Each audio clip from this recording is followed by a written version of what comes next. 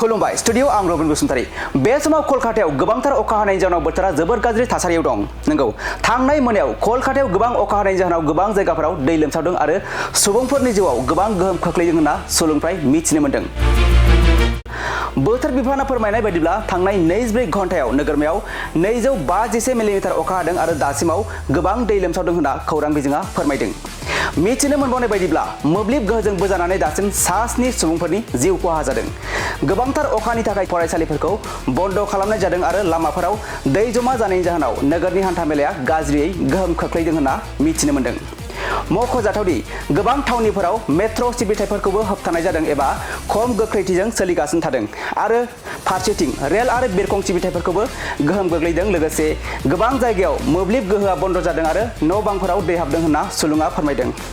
Air India आरो इन्डिग'आ गावसोरनि दावबायारिफोरनि थाखाय एडभाइजारि फोसावदों दि एयार इन्डियाया ससियेल मिडिया एक्सआव फोसावदों दि गोबां अखा हानायनि जाहोनाव कलकातायाव फैनाय आरो थांनाय बिरखंफोरा गोहोम गोग्लैदों।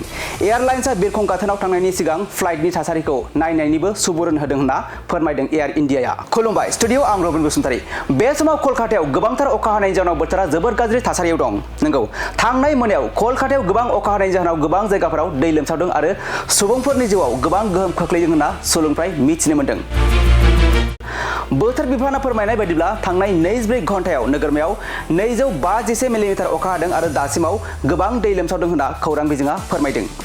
मिथिनो मोनबावनाय बायदिब्ला मोब्लिब गोहोजों बोजानानै दासिम 7 सुबुंफोरनि जिउ खहा जादों।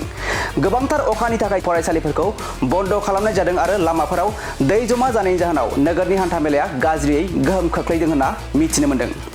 मख'जाथावदि गोबां थावनिफोराव मेट्र' सिबिथायफोरखौबो होबथानाय जादों एबा खम गोख्रैथिजों सोलिगासिनो थादों आरो फारसेथिं रेल आरो बिरखं सिबिथायफोरखौबो गोहोम गोग्लैदों। लोगोसे गोबां जायगायाव मोब्लिब गोहोआ बन्द जादों आरो न' बांफोराव दै हाबदों होनना सुलुङा फोरमायदों। एयार इन्डिया आरो इन्डिग'आ गावसोरनि दावबायारिफोरनि थाखाय एडभाइजारि फोसावदों दि एयार इन्डियाया ससियेल मिडिया एक्सआव फोसावदों दि गोबां अखा हानायनि जाहोनाव कलकातायाव फैनाय आरो थांनाय बिरखंफोरा गोहोम गोग्लैदों। एयारलाइन्सआ बिरखं गाथोनाव थांनायनि सिगां फ्लाइटनि थासारिखौ नायनायनिबो सुबुरुन होदों होनना फोरमायदों एयार इन्डियाया।